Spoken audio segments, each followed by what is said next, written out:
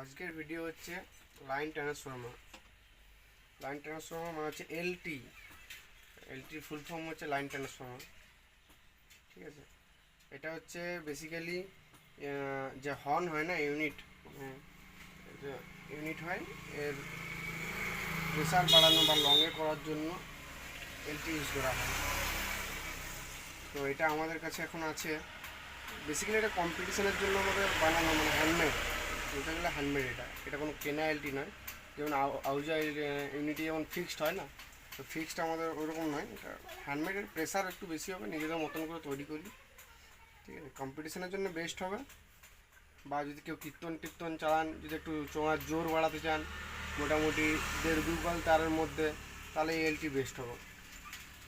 অন্য যে কোনো এলটি মানে কি, এটা কি হর্ন, যে কোনো হর্নের প্রেসার বাড়াবে, প্রেসারকে বাড়ি চলবে, ক্লিয়ারিটি থাকবে একটা।